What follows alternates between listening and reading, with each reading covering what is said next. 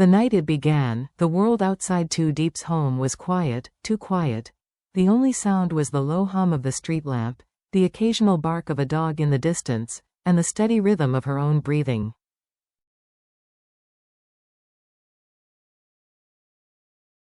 Her phone rang. She answered instantly, even before the second vibration. On the other end, James's voice was calm, too calm.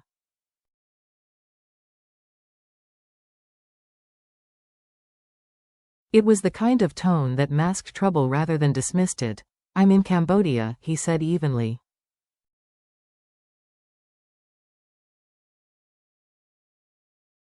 "Some business matters have gotten complicated. I may not be able to call for a while."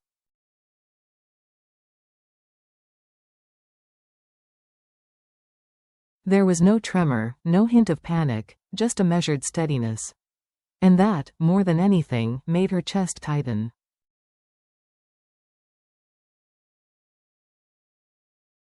She knew him well enough to hear what was not being said. The call ended. Silence returned, but it was heavier now.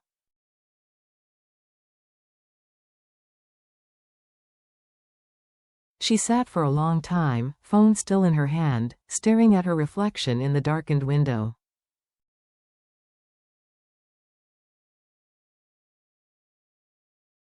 Her breath clouded the glass, then faded, leaving behind only the hollow distance between them.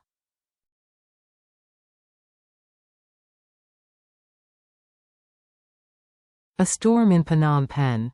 In Cambodia, James was stepping into a storm. His company was under siege, investors vanishing, contracts collapsing overnight, whispers in the market hinting at imminent ruin.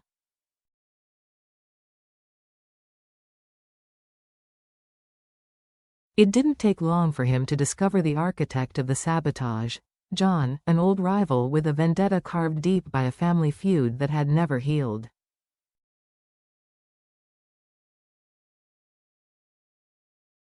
This wasn't just about business. James intercepted a short, almost casual message.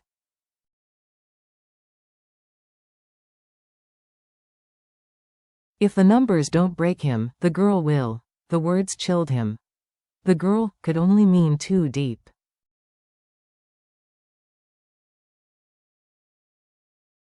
She was etched into every risk he took, every late-night decision he made. Now she was part of the game, whether she knew it or not.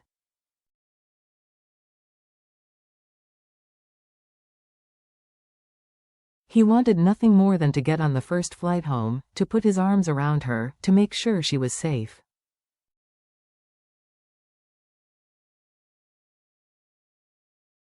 But he understood the truth. Danger would follow them. The fight had to end here, in Cambodia, even if it meant disappearing from her world for a while.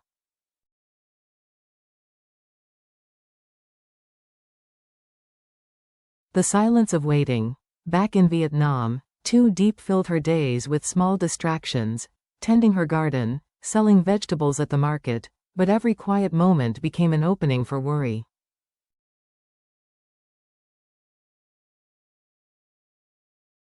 Was he eating? Sleeping? Hurt? At night, she left the porch light on, a small, stubborn beacon to the man she loved.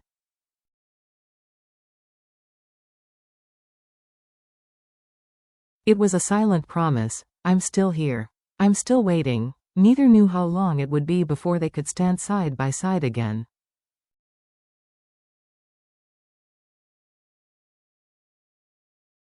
But they both understood that love is measured not just by the moments you share, but by the courage to hold on when everything tries to pull you apart.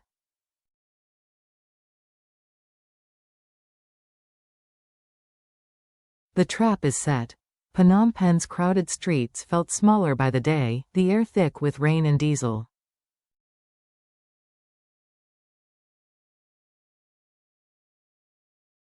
Somewhere in that city, John's men were waiting for him to slip. James had learned long ago, the best way to win was not to run, but to make the enemy believe they had already won.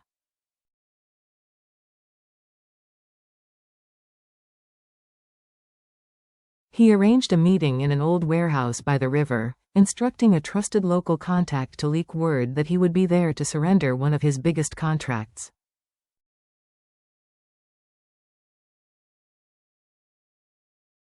In reality, it was bait.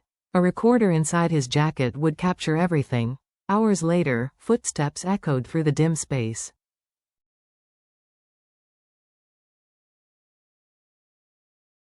John appeared, his smile razor thin. "You should have stayed in Vietnam," he said.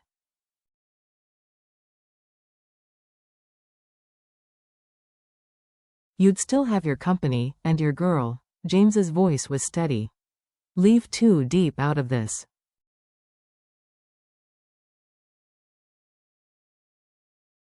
"Your fight is with me." John tilted his head, amused. "She's already in it. You just don't see how."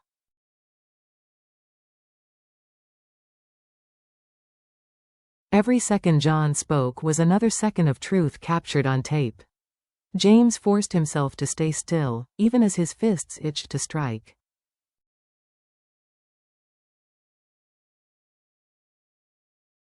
A message that didn't belong. That night in Vietnam, rain traced silver streaks down Too Deep's window.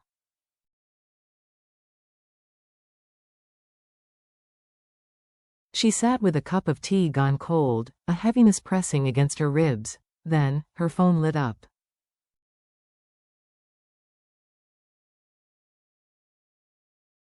"Don't come looking for me. Whatever you hear, don't believe it. I'm coming home." The words looked like James's.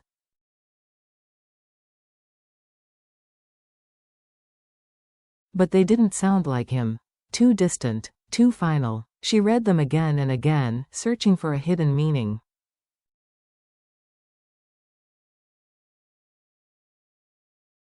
A chill crept down her spine. If James didn't send this, who did? And why? Shadows closing in.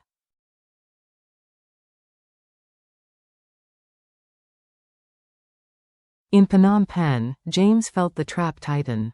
The meeting with John had ended without blood, but something was wrong. His trusted contact wasn't answering calls.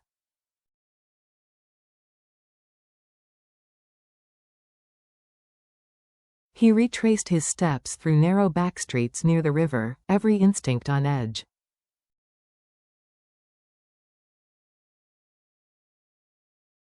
That's when he noticed it. The same silver sedan had been tailing him since the warehouse.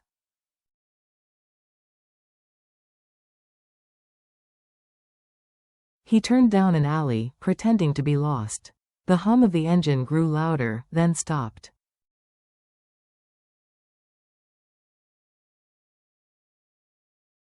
Three men stepped out. One held a phone, its blue glow painting his face. "You should have left when you had the chance," the man said.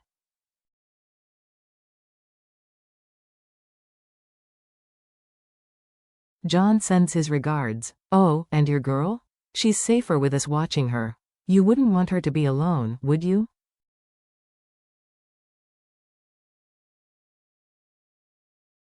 No more waiting. Miles away, Too Deep felt a sharp ache in her chest. She knew, without reason, that James was in trouble.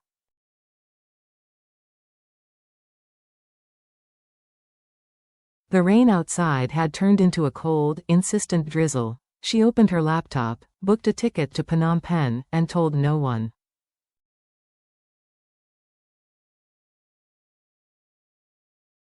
If James was in danger, she would not sit in the dark and wait for bad news.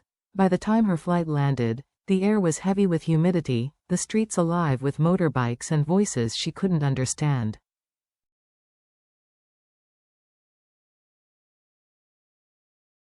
None of it mattered. She had one goal: find James. The enemy's leverage. Unknown to her, James was already tied to a chair in a dimly lit room on the city's outskirts.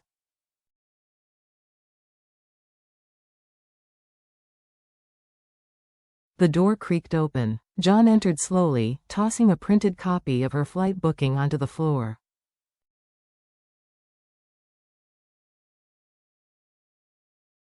"She must love you very much," he said. "Shame you dragged her into this mess." James's blood ran cold.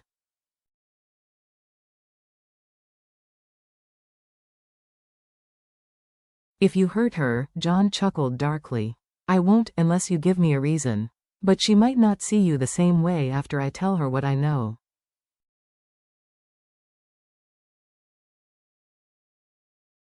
Walking into the trap. At that moment, Diep was only a few streets away, following vague directions from a tuk-tuk driver.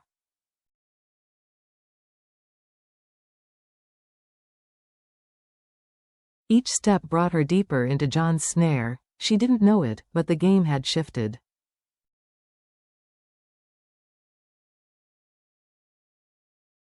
She was no longer just the woman James loved, she was the leverage John needed to finish what he'd started.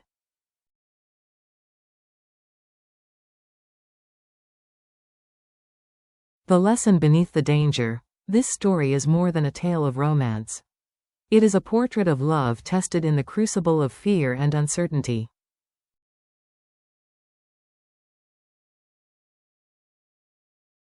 Diep's choice to leave her safe life behind reminds us that love sometimes means risking our comfort, even our safety, for those we hold dear.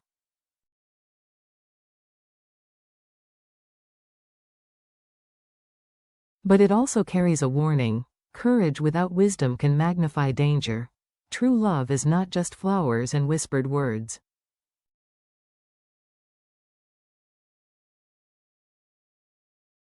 It is the union of heart and mind, devotion guided by clear thinking. It is choosing to stand beside someone, not only in joy, but in the shadowed hours when hope flickers.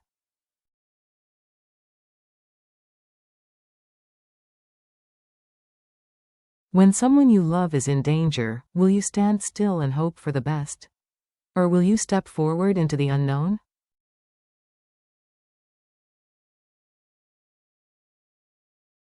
Your answer will define not only your relationship, but the kind of person you become.